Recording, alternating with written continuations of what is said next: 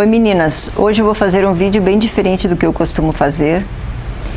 E esse vídeo ele é bem importante para as mães que têm filhas pré-púberes, quer dizer, abaixo de 8 anos de idade. O tema é sobre vulvovaginites, que são aqueles corrimentos ou chamados, que nós chamamos de leucorreias de repetição. Para vocês entenderem um pouquinho, durante o trabalho de parto, quando ocorre o rompimento da bolsa, quando o feto está dentro da bolsa ainda, é um ambiente totalmente estéril. Então não tem contaminação com nenhum tipo de germe. No momento que tem o rompimento da bolsa e a criança, o recém-nascido, passa pelo canal do parto, ele entra em contato com a flora vaginal. E essa flora, ela é rica em bactérias, germes, pode ter parasitas, enfim. Todo esse conteúdo da vagina, ele entra em contato com o recém-nascido e aí entra em contato com a pele, com a boca, então todo o trato gastrointestinal ele entra em contato porque a criança acaba engolindo também. A vulva fica em contato, o ânus da criança fica em contato e aí começa o desenvolvimento da nossa imunidade. Então assim, ó, até os 10 dias, 10, 14 dias, quando a recém-nascida,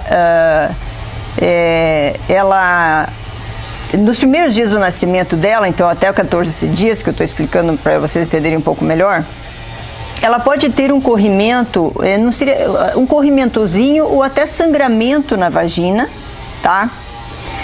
E pode sair leite da mama ou ter um aparecimento do brotinho mamário. E muitas vezes a mãe se preocupa. Ela diz, nossa, isso não é normal.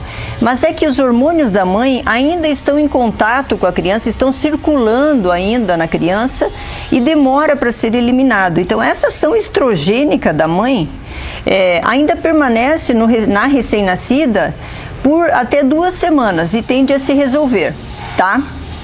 Então é para a mãe não ficar preocupada, porque é transitório isso. Até 2 meses de idade, então tem vários números que eu vou falar aqui. Se vocês tiverem dúvida, podem voltar no vídeo depois para rever, porque eu acho muito importante esse assunto. Até 2 meses de vida, os pequenos lábios, os grandes lábios e os pequenos lábios da criança são aumentados, ainda devido a essa ação estrogênica circulante, ainda que fica esse resto de hormônio da mãe na criança.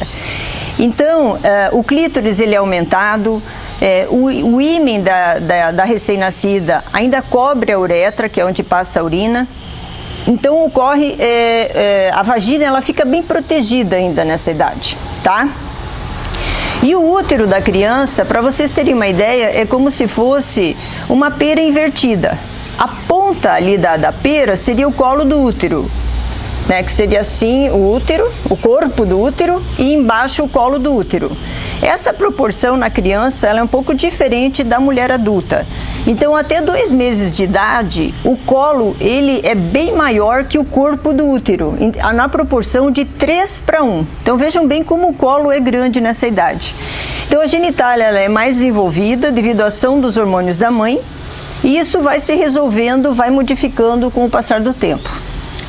Dos 2 meses aos 7 anos de idade, é uma fase que não acontecem mudanças em termos de desenvolvimento dos caracteres sexuais da criança, tá? Então ela só vai crescer, mas tem uma diminuição importante dos hormônios, então não tem produção praticamente de estrogênio. E essa fase, então já ocorre a alteração da proporção do útero e do colo e do corpo do útero. Daí já passa a ser 2:1, para ver como o corpo já cresce um pouquinho mais rapidamente. Mas os grandes lábios já ficam mais achatados e a vagina fica mais desprotegida. Dos 7 aos 10 anos, já começa a ter um pouquinho de produção de estrogênios. É leve, então pode ter um pouquinho já de secreção vaginal e não se preocupem, isso é fisiológico. E a proporção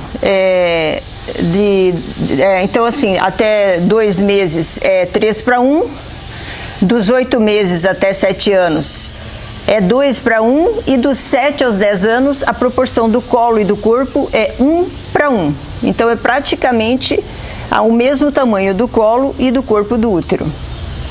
Então, a fase pré-puberal que eu falo é abaixo de 8 anos. A fase puberal, pela literatura, é dos 8 aos 13 anos.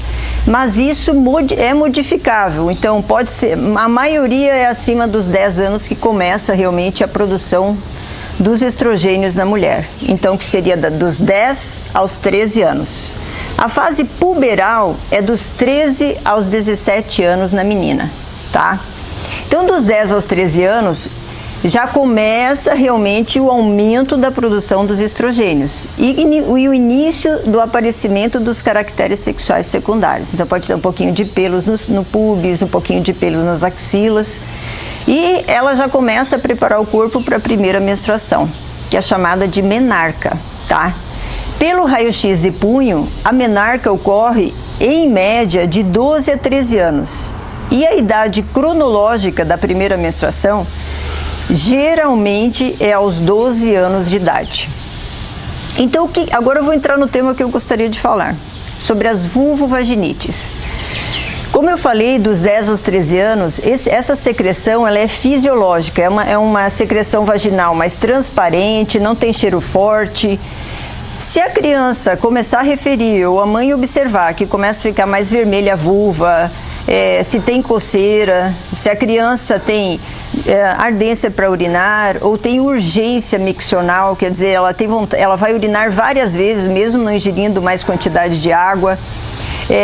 Se ela tem lacerações na região, machucadura por coçadura, então pode dar irritação, pode ter infecção ali na parte externa.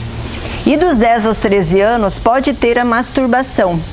E a criança muitas vezes vai no quarto, tem a masturbação, começa a provocar microlesões ali que podem gerar infecções secundárias, até por germes da própria pele, tá?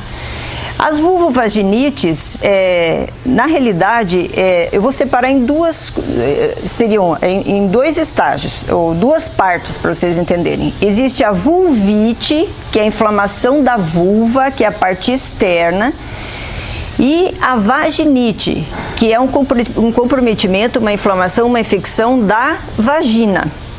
Na criança, é mais comum a infecção ou inflamação, que ainda é mais predominantemente, ainda o que mais ocorre, é a inflamação da vulva, que é vulvite. Pode ter vaginite? Pode, mas é menos comum. Pode ter os dois? Sim. Pode ter só vaginite? Sim, sem ter vulvite, sem ter comprometimento da parte externa. Então, se a mãe observar que essa secreção ela tem um cheiro forte, não é aquela secreção mais viscosa, mais esbranquiçada, aí tem que investigar. Eu fiz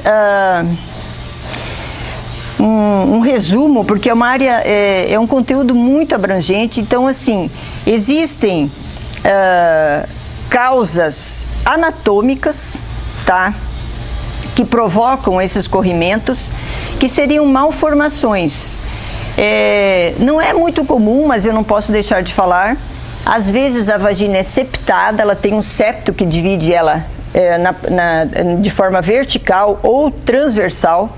Esses septos, essas travas que tem dentro da vagina, podem diminuir a drenagem dessas secreções, tá? E os ureteres também, que de uma forma bem leiga, são aqueles caninhos que saem dos rins e vão para a bexiga, eles podem ser ectópicos, isso quer dizer, eles podem ser originados em outras posições, isso dando uma predisposição à infecção urinária de repetição. Existem comunicações entre o intestino e a vagina também, que essas comunicações podem levar a corrimentos também de repetição. Então esse diagnóstico é mais de exclusão. Os hábitos também e costumes da criança são importantíssimos. Seriam os irritantes químicos. O que são irritantes químicos? Seriam os desodorantes, os sabonetes. Então tem que cuidar, não usar sabonetes alcalinos, usar sabonetes neutros para higiene. As próprias fraldas podem desencadear dermatites de contato, que depois eu vou comentar, porque eu vou entrar nas causas, nos agentes específicos e inespecíficos, que seriam a leucorreia inespecífica e as específicas, que são germes que são fora, que não fazem parte da flora da vagina. Então agora eu estou falando em termos gerais, em relação aos hábitos da criança. Uma coisa importantíssima que eu quero falar é sobre o papel higiênico. O papel higiênico tem que ser evitado em crianças abaixo de 8 anos. Por quê? A criança vai fazer higiene e vai colocar o papel higiênico lá para dentro da vagina. E isso é um corpo estranho. Esse papel higiênico ele vai degradar, ele vai apodrecer na vagina e dar corrimento. E às vezes esse corrimento pode ser até um corrimento meio sanguinolento. Tá? Então pode dar coceira, o corrimento. Então o ideal é usar o quê? Um lenço umedecido, esses lenços de bebês mesmo, e evitar o uso do papel higiênico. Na verdade o papel higiênico ele não é bom nem para mulher adulta, nem para criança, porque tem irritantes químicos, eles são usados produtos para o clareamento e isso leva à irritação ali da vulva. As fraldas, cuidar, tem que ter uma higiene muito, às vezes até a alergia, a dermatite, porque devido ao elástico da fralda, um componente químico, um corante que é usado porque é coloridinha, pode dar irritação e pode dar dermatite, tá? Coceira. As calcinhas são fundamentais, mães.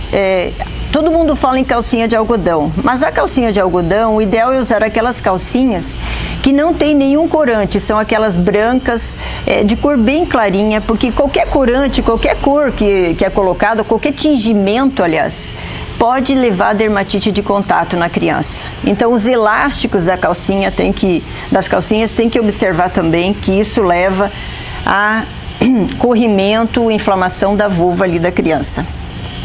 Os traumatismos que eu falei, às vezes a criança senta na areia ou vai andar de bicicleta, machuca, então essas machucaduras também pode levar a lesões na vulva da criança. As roupas muito apertadas também dificulta a ventilação ali da vulva, então procurar usar roupas mais soltas na criança, no verão, né, mais vestidos para arejar mais a área, tá? E o abuso sexual, que é um tema que eu vou falar depois, né? Cuidar, a criança do nada começou a ter uma secreção muito fétida, não é comum, tá? Então, sempre observar essa questão de abuso sexual, um cuidado que nós temos que ter hoje, que não é tão infrequente e que abrange todas as classes sociais. Existem doenças sistêmicas que nós chamamos, que são algumas doenças que predispõem ao aparecimento dessas vulvovaginites, que é a diabetes, então a mãe está trata o corrimento e não melhora. Então investigar, pode ter diabetes, tá, que deixa mais um meio mais alcalino ali, mais açucarado, entre aspas, né? Então predispõe ao aparecimento de fungos, principalmente a candidíase, que não é comum nessa faixa etária. Doenças autoimunes é importante investigar. Doenças intestinais como doença de Crohn, vitiligo, líquen simples, líquen escleroso. Inclusive vou deixar um link aqui sobre o líquen escleroso, que é uma doença que abrange os extremos da vida, porque não tem estrogênio envolvido, que é a menopausa e as crianças pré-púberes. Não é frequente, mas pode acontecer o aparecimento dessas lesões, então leva a uma alteração da coloração ali da vulva, a criança começa a coçar e passa um cremezinho, passa outro e não melhora. Então tem que ser investigado, ver se não tem a presença do líquen, que é uma doença de pele também importante. O herpes, eu ia falar depois, até vou comentar agora. Existe o herpes tipo 1 e o tipo 2.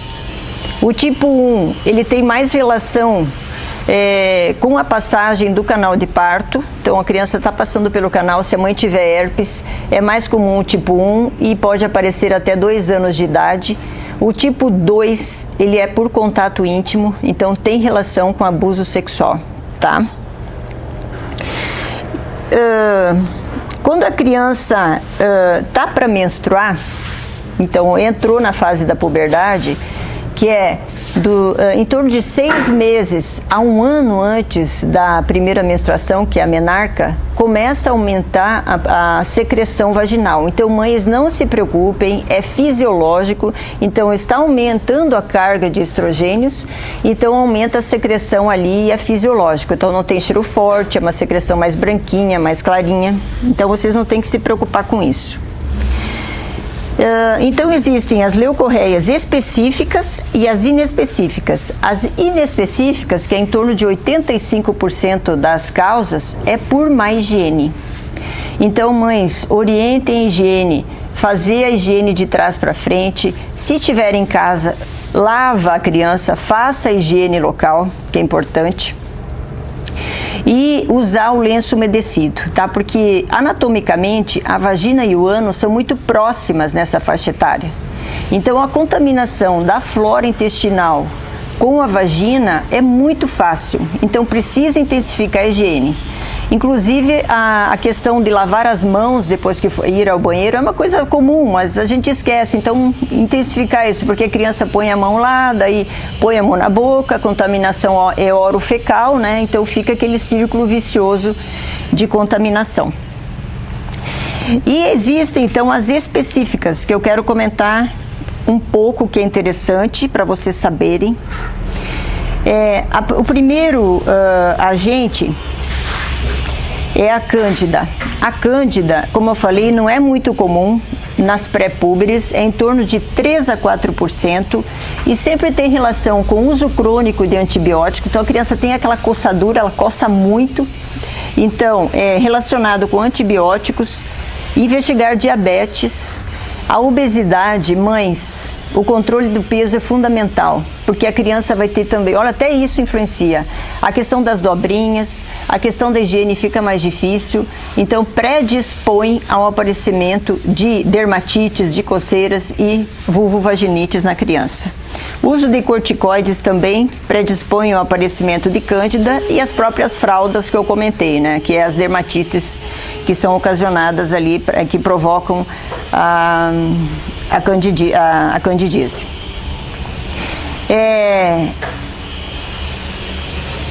As diarreias também, que são provocadas por agentes como o Streptococcus, aliás, a entamoeba estolítica, ela é um germe, é uma bactéria que pode dar uma diarreia muito, muito grave em crianças. E a criança, quando tem diarreia, ela não consegue fazer uma higiene adequada e mesmo assim os quadros são tão graves a nível intestinal que pode levar até perfuração e ter contato com a vagina e provocar úlceras, abscessos e corrimentos sanguinolentos, tá? Então, quando a criança tem diarreia em geral, não necessariamente provocada por este agente, pode ser por Shigella, por outras bactérias, é importante intensificar muito a higiene. Então, lavar mais a região para não ter contato com a vagina e não dar infecção vaginal também, tá? Existem umas doenças respiratórias, principalmente o Streptococcus pyogenes. Esse strepto, ele é uma doença que é bastante coisa, tem que olhar aqui, tá? Eu não vou... A gente acaba não decorando tudo. O Streptococcus pyogenes, principalmente, ele provoca doença respiratória na criança. Olha que interessante. Então, ela tem otite, ela tem faringite, ela tem impetigo. O que é impetigo? Impetigo é aquelas doenças que estão ao redor da boca da criança, sabe? Aquelas doenças que dão respiratórias, que tem comprometimento, lesões ao redor da boca. Pois é, quando tem os Streptococcus beta-hemolíticos, esse pyogenes, ele pode também comprometer a vulva. Então, algumas doenças respiratórias, tem outras também que eu não falei, a doença de BC, também tem relação com doença de vulva. Então, da questão respiratória, doença respiratória, com associação com a doença de vulva, tá? O Enteróbios vermiculares, que vocês todas conhecem, que é o oxiuro, é aquele verme que dá muita coçadura no ânus, principalmente à noite. À noite ele migra para a vagina, a criança tem coceira em todo o períneo, na vulva, isso incomoda demais e geralmente tem que tratar a criança e tratar todos da família. A contaminação é orofecal. Ela coloca a mão lá e coloca a mão na boca também e fica esse círculo aí de contaminação. A clamídia, ela é considerada... Eu acho que eu não sei se eu comento agora sobre a clamídia, deixa eu ver. Antes disso, de eu falar sobre DSTs, eu vou comentar sobre a dermatite seborreica. A criança, quando é obesa, ou outras crianças mesmo que têm uma oleosidade aumentada na pele, que tem aquela descamação no couro cabeludo, tem descamação na região aqui do nariz, naso, né, nessa região nasal,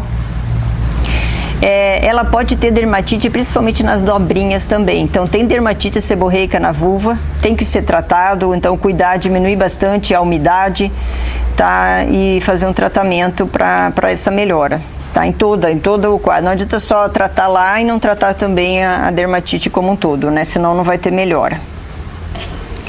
Lembrar que o principal agente contaminante do intestino é a Escherichia coli, inclusive a Escherichia coli é uma bactéria que está alojada no intestino e contamina a vagina e contamina a uretra, então é a maior causa de infecção de repetição. Infecções urinárias, aliás, em crianças, tá? E com relação às DSTs, tricomonas vaginais, vocês já ouviram falar, até 2 anos de idade, pode aparecer, pode ser passado no canal de parto, mas como o tricomonas, ele se desenvolve, se prolifera com estrogênio, geralmente se resolve até 2 anos de idade, ele não vai se desenvolver. Só que depois de 2 anos de idade, se tiver uma infecção aguda com tricomonas, tem que investigar abuso sexual.